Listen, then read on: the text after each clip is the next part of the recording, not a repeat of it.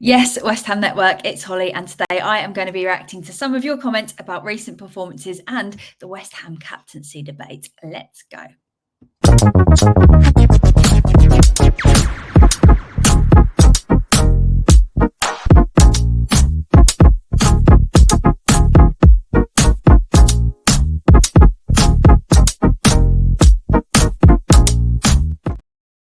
Yes, West Ham Network, we're going to be reacting to some of your comments. If you enjoy this video, please give it a thumbs up. As always, make sure you subscribe to the West Ham Network and don't forget to leave a comment below with your comments, which might actually end up being featured in another Reacts video. It's like a never-ending chain. But first, we are going to be taking a look at some of your comments around our Europa League exit.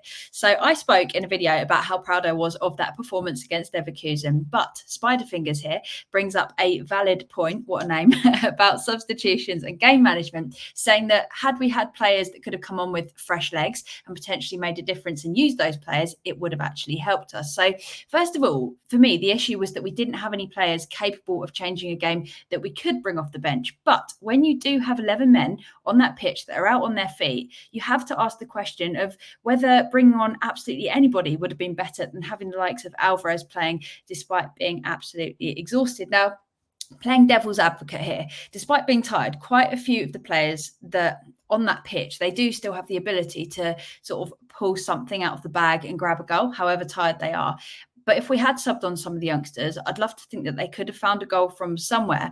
But then you look at Leverkusen with them being such a strong team that was so in form, and they brought on subs as well. Would the lack of game time that the youngsters had in the first team have actually resulted in us probably conceding a goal sooner than we did to knock us out? Potentially.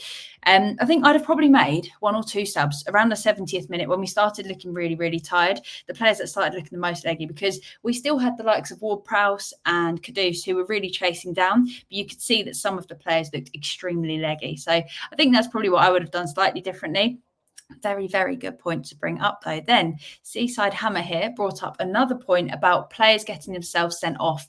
And I definitely agree with that bit. So getting second yellows that result in suspension for such an important game was definitely careless and definitely did massively cost us in terms of squad depth.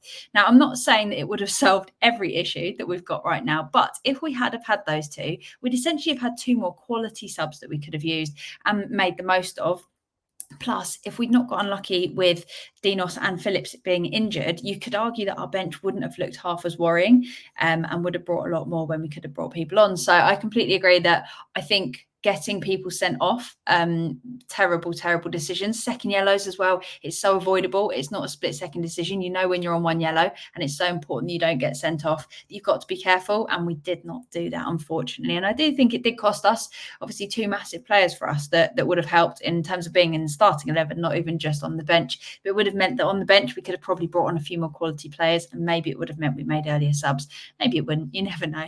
And Maltese Hammer commented about the performance that we managed to pull out of the bag. And the big question, which I completely agree with, that comes off the back of this is, where on earth did that come from, and why can we not do that every week? So we've always been a club that manages to pull off the performances against the harder side and often drop points against those that we should be beating. But the Leverkusen game really put this into perspective for me. We've been struggling so much against teams that we really should be picking points up against in the league. And then we came out and we did that to Leverkusen, who were in incredible form, unbeaten in 43 games. Everyone was banging on about how difficult and how impossible it was going to be to come back from 2-0 down. But we gave them a proper challenge. We got an early goal, which made it a proper game. And it looked as though for a lot of the game that we really could have got another goal and we could have turned things around. Obviously, it didn't work out in the end, but it shows that if we can play like that, then we could and should be doing this more regularly. And he's definitely right that without this inconsistency, people would be a lot happier with Moyes remaining at the club for as long as he has. And the big point that this brings up is the style of football, and it highlights that although on paper it's more risky to go out like all out attacking, when you're actually defending as badly as we are, and you've got players that can be creative and can take chances, we really are more likely to get something out of a game when we just go in for the kill. And obviously the Leverkusen game, we had nothing to lose. We had to win that game. We had to the 2-goal deficit to come back from. So we kind of put everything on the line, and it makes you wonder why, not only why we don't just put everything on the line, but even just the manner of which, the way we were closing down, the effort that we were putting into everything, the runs that we were making off the ball that made it possible for us to have these attacks against an incredibly difficult side, made you wonder how on earth are we then losing 5-2 to Palace the next week. So it's those inconsistencies that have definitely brought up more questions from my point of view than anything. And now we are actually going to switch to the topic and cover your comments on my video where I spoke about whether or not Jarrod Bowen should be the next West Ham captain, because he came out and he said he now understands more about what it takes to be the next West Ham captain. And I spoke about some of the reasons that I thought he would actually be a really, really good fit for this. So we're going to start here with Blue Surf, who brought up some quite similar points, picking up on Bowen's attitude, passion, the fact that he always works hard. He doesn't give us any reason to think that he wouldn't make a great captain. But he also questions why Zuma was given the captaincy. But I wonder whether it was just too soon for Bowen and that Zuma might have had more of a leadership role behind the scenes, which made him the more likely captain at the time.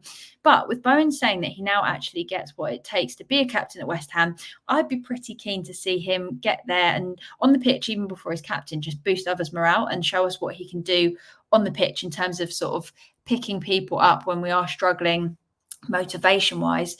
And I think that seems to be the missing puzzle piece, to see what he can do in terms of just riling everyone up and getting them ready to play to get him that captaincy role.